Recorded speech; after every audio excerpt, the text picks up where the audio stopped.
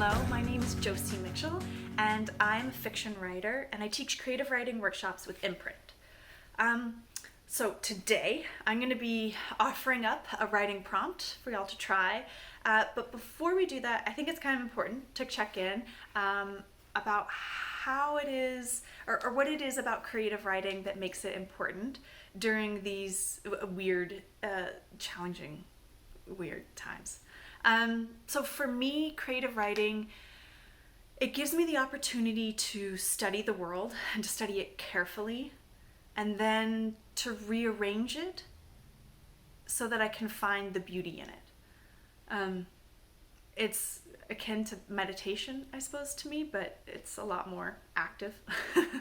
It hasn't been an easy thing for me to do right now, to be honest. But the times when I do sit down and make myself write have been very rewarding and kind of slow down time to an enjoyable pace. And so I hope that you're able to find a moment or two in your day to write something down. And if you need some prompting with that, I have a prompt for you. So the writing prompt that I'd like for you to try is to consider a specific interaction that you've had with another person or group of people, maybe a small group of people. But I want you to consider how that interaction has been changed by the current moment. So whether that change has been caused by social distancing, or maybe there's certain procedures in place at work that have changed how you interact with patients or with colleagues, or maybe it's just kind of the general mood that has altered this human interaction that you've had. But I want you to consider one specific interaction and then to write about it. And however you deem best to write about it, it's your story, you're going to be writing it.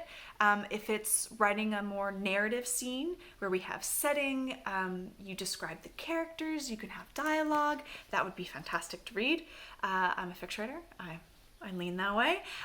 If you prefer to write a poem, line breaks, rhyme, it doesn't matter at all. If you just want to write, get your pen out, get a piece of paper, get it down, that's fine too. Journal entry, whatever it is you need, just to get it out. So to give you a sense of what this might sound like, this prompt, I have a piece of Naomi Shihab Nye's poetry that I think is kind of helpful.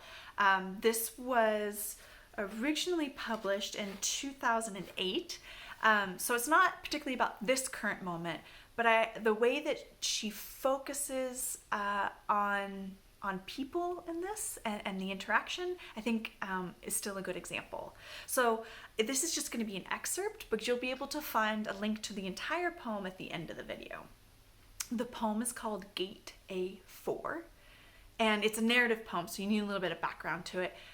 The speaker of the poem is flying, they're in an airport, and she's asked by somebody at the ticket counter to help this other woman on her same flight, so that she can help this woman understand that her flight wasn't delayed. It wasn't canceled, it was just delayed. So this woman doesn't understand English, and she needs somebody to explain that to her. So the speaker of the poem does that, and then she connects with this woman. They start chatting and talking. She was laughing a lot by then, telling of her life, patting my knee, answering questions. She had pulled a sack of homemade mamoul cookies, little powdered sugar crumbly mounds stuffed with dates and nuts, from her bag, and was offering them to all the women at the gate. To my amazement, not a single woman declined one. It was like a sacrament. The traveler from Argentina, the mom from California, the lovely woman from Laredo. We were all covered with the same powdered sugar and smiling. There's no better cookie. And again, there's more to it. Go and read more. So I also have a piece of my own writing that I wanted to share with you. I figure if I'm giving you a prompt, I should write to it as well. So this is based off of getting to interact with my niece who lives in Called On the Phone. My niece is bored. So I sent her some writing activities, and she has to hunt through her father's office for crayons, paper clips, printer paper. She wants to know how a poetry wheel works. I tell her, spin, and write as though you aren't bored. She writes about a dusty box that whispers about where the gold is. She writes about the whisper and the gold being friends and disappearing like fish into the ocean together. She's 9, and she doesn't know how to end the conversation. She just says, okay, cool, bye, and she's gone. I take hours to say goodbye. I say, well, it was so good to hear your voice. Wait, I forgot to tell you. I say, I miss you. And then I kiss and meow into the receiver over and over. It's unending. It annoys me, but I can't not do it. I know. I'm the one who doesn't know how to end the conversation, but that's not it. I just want to be friends with my niece's whisper. I want us to disappear like golden fish together. Okay, so thank you very much for listening to my writing. Now you have to write. I shared mine.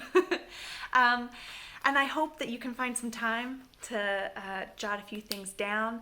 And thank you so much for joining us online and for all that you are doing for Houston. Truly, thank you, thank you, thank you. And we would love for you to share some of your writing. You can email your written piece to CPAM2, numeral 2, at houstonmethodist.org.